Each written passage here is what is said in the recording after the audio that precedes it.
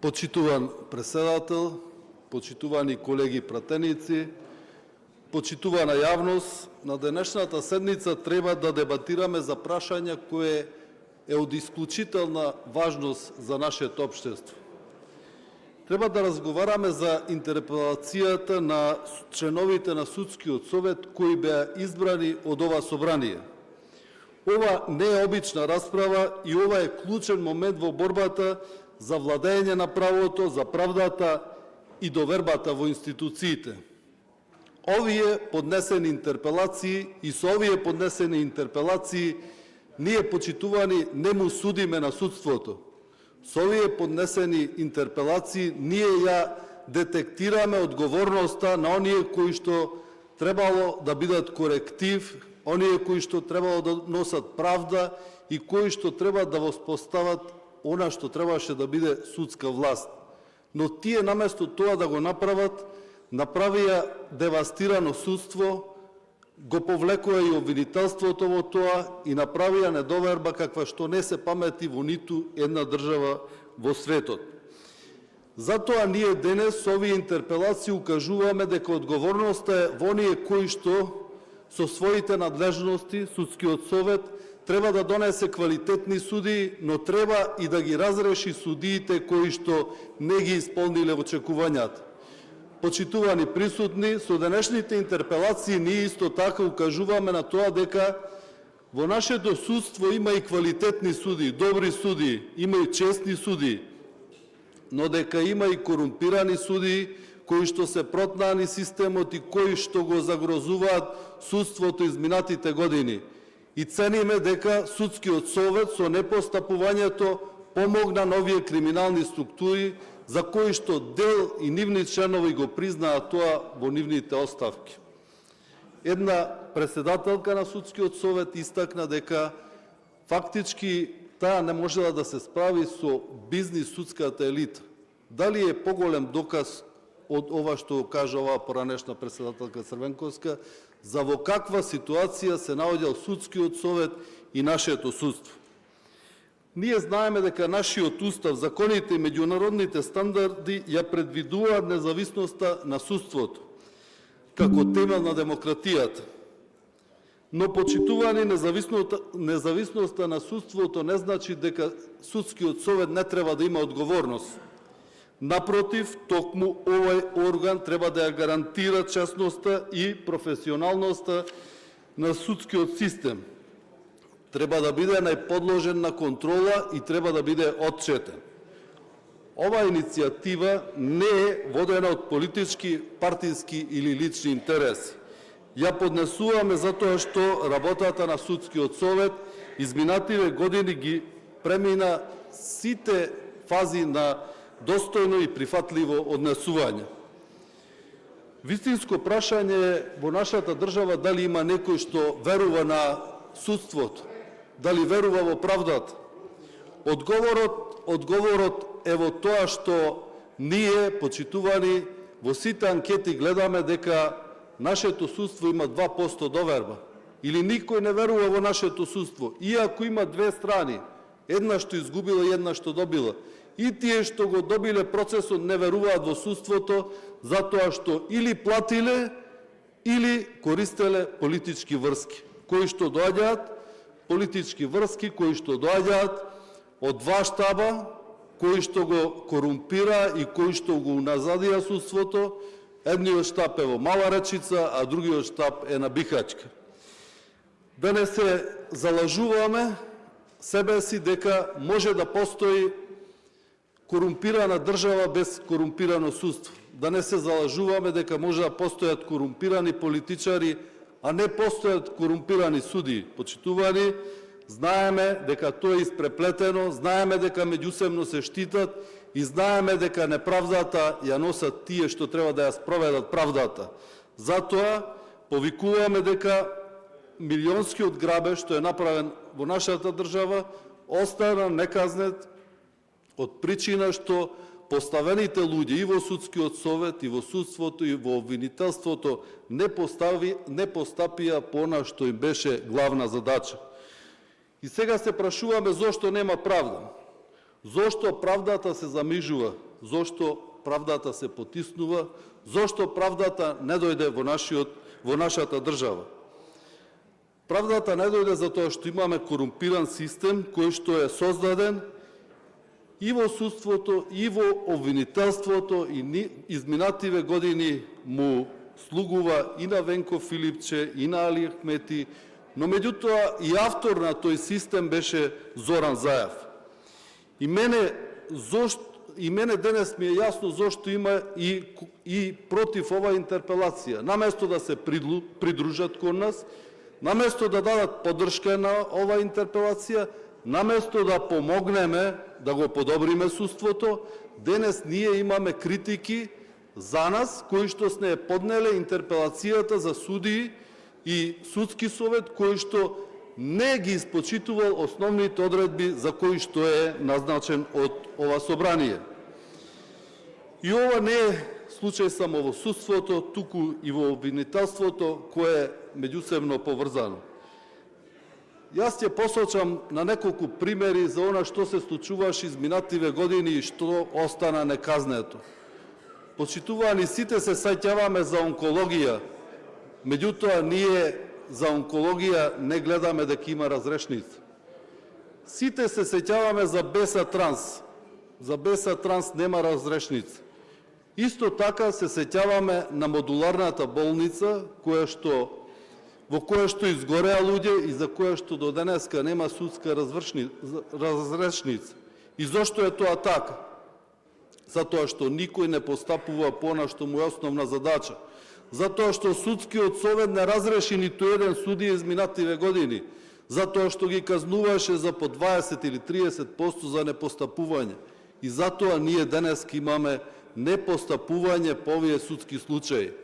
Но сакам да подсетам уште за еден случај, докаде е постапката за Крмзов, која што беше отворена и сега е застаната во лавиринтите судско-обвинителски.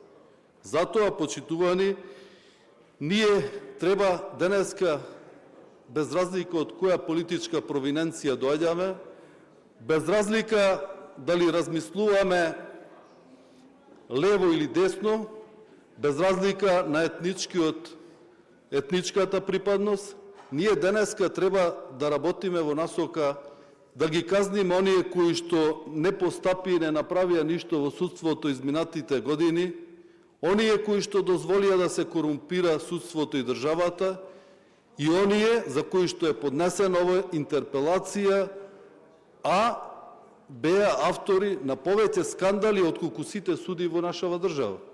И затоа викаме, не треба да премолчиме, треба да се придружиме кон оваа интерпелација на ВМРО, ДПМН и коалицијата. И еве неколку клучни причини зошто членовите на овој совет треба да бидат разрешени. Судскиот совет не ја оправда својата улога во реформите на правосудството. Нашата држава е во процес на евроинтеграција, а правосудството е на најдолната гранка. Секој извештај од Европската Унија за нас е срам да го прочитам, затоа што она што го пишува за судството и за правната држава е на најдолни гранки од сите држави во Европа. Она што е значајно да споменам исто така, дека извештајот од Советот беше во 2023 година одбиен од страна на Собранието и не беше усвоен. Судскиот совет беше нетранспарентен орган и наместо да биде најтранспарентен орган, кој што ќе известува јавноста, кој што ќе има отворени седници, кој што ќе може да ги суди судиите што направиле вина, за да не се повтори таа вина кај други, судскиот совет беше најзатворен. Политичките влијанија кои што беа врз судскиот совет и кои што доаѓаа од страна на двата политички блока сега во опозиција, ДУ и СДСМ, придонесоа судскиот совет да изгуби улогата која што ја имаше добиен. Односно, да бира суди по квалитет, да бира и да разрешува суди кои што направиле прекршоци, но и да се оттргне од политичките влијанија. Иако знаеме дека избраните членови на судскиот совет Весна Дамева, Црвенковска и Тања беа избрани и излезени од штабот на СДСМ. Тие не успеа да се оттргнат од влијанието на нивната политичка партија и нивниот субјект.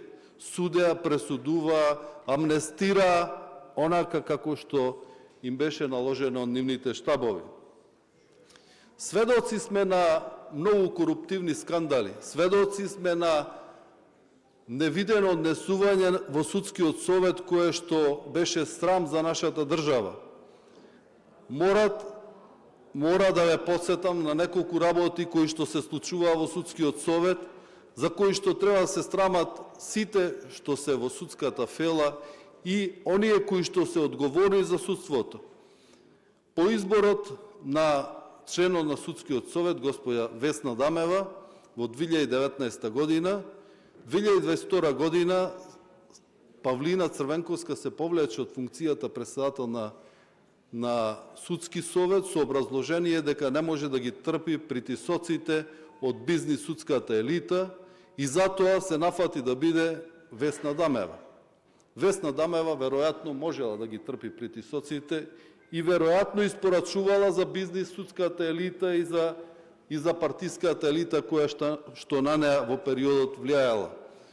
Меѓутоа, друг посериозен скандал е разрешувањето на Весна Дамева.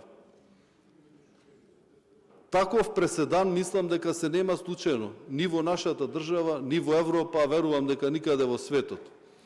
Ја разрешија без правилници, без статут, разреши и именува онака како што сакаат тие. Дали некој видел таков преседан во судството изминатите 30 години? И денеска ние разговараме за интерпелацијата на господја Весна Дамева и денеска ние или опозицијата прави сомне зошто да биде интерпелацијата. Па ја мислам дека како што се откажаат дел од судскиот совет и поднесоа оставки, доблесно е и дел од членовите на судски совет кои што сега барам интерпелација од нив да се повлечат од функциите, затоа што не испорачале ништо за граѓаните. На таков начин ќе покажат доблесност. На таков начин ќе испорачаат и порака до оние кои што се следни, кои што треба да ги наследат нив. Дека треба да испорачуваат правда, дека треба да правиме правна држава, дека треба да гониме корупцијата и криминалот, а не да се придружуваме кон корупцијата и криминалот. Затоа, почитувани, овие интерпелации се во насока на освестување, во насока на барање решенија за да излеземе од она во кое што не втурнавте, во калта, во мучуриштето, не втурнавте во неправдите, во корупцијата и треба да излеземе од тоа. А за да излеземе, начинот е едноставен. Треба секој онај кој што е изгласан од ова собрание и од кој што се бара недоверба, треба таа недоверба или да ја добро образложи, или да се тргне од позицијата за која што избра. Судскиот совет беше неодговорен и кон граѓаните. Судскиот совет не испорача ништо изминативе години. Изминативе 4 и 7 години воопшто не испорача, не им беше во фокус граѓанинот. Мора да истакнам неколку работи кои што, од извештајот од 2023 година. Судскиот совет постапил по 473 преставки кои што биле доставени до нив. По 390 од тие што ги ставил на дневен ред постапил, од кои што четворица се, мислам дека четворица беа што биле казнети со 20% на плата и имаме ситуација каде што другите, иако не постапувале по судски решенија, иако имало застареност на предмети, иако не сработиле ништо за годините кои што поминале, беа амнестирани. Таков беше извештајот во 2023 година. И тоа извештај што го поднесол судскиот совет до собранието. Но друг пострашен факт е дека голем дел од судовите низ Македонија имаат непреодна оценка за она што го сработиле, но немаат одговорност. Ние не видовме дека еден суд е казнет или некој судија е го изгубил правото да биде судија. Нормално врз основа на аргументи. Аргументите беа безброј. Аргументи имаше многу. Аргументи имаш и за бюджети, но аргументи имаш и за врховни суди. Аргументи имаш и за основни апелациони суди. Меѓутоа, никој не постапи по тоа. Судскиот совет, наместо да биде водич на процесите на правосудството, стана најголем кочничар. И судскиот совет, наместо да носи правда, ја донесе неправдата во нашата држава. Судскиот совет, наместо да ја спречи корупцијата во нашата држава, ја охрабри. Ги охрабри и бизнис елитите, меѓутоа ги охрабри и луѓето кои што го водат правосудниот систем, дека може секој да прави што сака. Затоа, почитувани пратеници, ова прашање не е за ниедна партија. Ова прашање е за државата. Ова прашање не е ниту за влада, ниту за мандат. Ова прашање е за еднината на нашата држава, ова прашање е за правната држава и ова прашање е за каде ние ја гледаме државата следниве години. Затоа сакам да ве повикам сите да ја поддржиме интерпелацијата за предложените членови на Судскиот совет, кои што се предложени од собранието, и на таков начин да дадеме порака до сите оние кои што мислат дека ќе се играат со правната држава, да бидат санкционирани и да бидат оневозможени. Ви благодарам.